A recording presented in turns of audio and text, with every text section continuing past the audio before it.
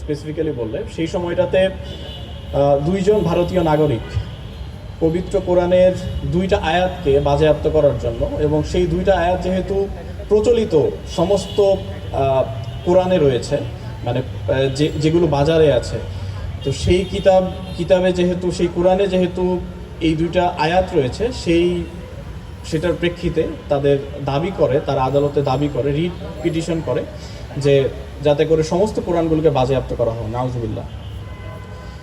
এর ফলশ্রুতিতে দেখা যায় পুরো ভারতবর্ষেই বিক্ষোভে মুসলিমরা ফেটে পড়েন। আমরা দেখলাম যে ইসলাম যেহেতু শুধুমাত্র কোনো একটা গণ্ডির ভিতরে আবদ্ধ নয়, বরং সারা পৃথিবীর মুসলিম উম্মাকে কানেক্ট করে, ফলে শুধুমাত্র সেটি ভারতের যেই ভূখণ্ড সেটার ভিতরে সীমাবদ্ধ থাকলো না, সেটি বাংলাদেশ সহ ভারতীয় উপমহাদেশে, পুরো উপমহাদেশে আন্দোলনটা ছড়িয়ে পড়ে।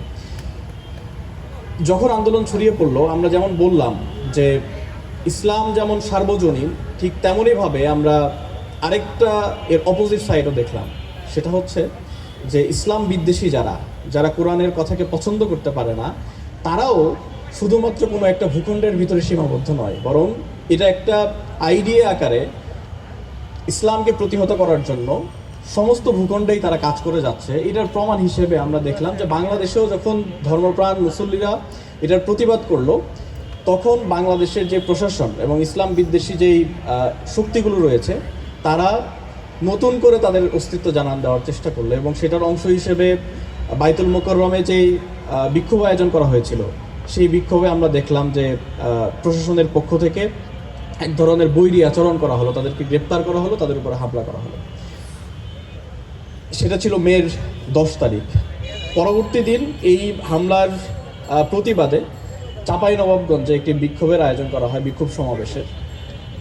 সেই সমাবেশে আমরা দেখলাম যে ইসলাম বিদ্বেষী শক্তি শুধুমাত্র কোনো একটা ভূখণ্ডের ভিতরে সীমাবদ্ধ থাকে না।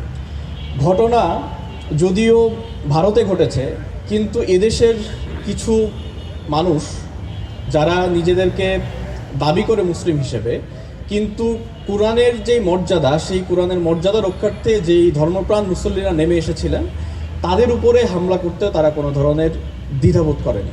আমরা দেখলাম যে উপর্যুপরি গুলি চালানো হলো, আক্রমণ এবং হামলার মধ্য দিয়ে সমাবেশকে ছত্রভঙ্গ করা হলো, এবং সেই হামলায় বিভিন্ন শ্রেণী পেশার 8 জন মানুষ শাহাদাত বরণ করলেন। আমরা আল্লাহর কাছে দোয়া করি যে মানুষ যারা পবিত্র কোরআনের মর্যাদা রক্ষার্থে তাদের জীবনকে বিলিয়ে দিয়েছেন, আমরা আল্লাহর কাছে দোয়া করি আল্লাহ যেন তাদেরকে জান্নাতের সর্বোচ্চ মর্যাদা দান করেন।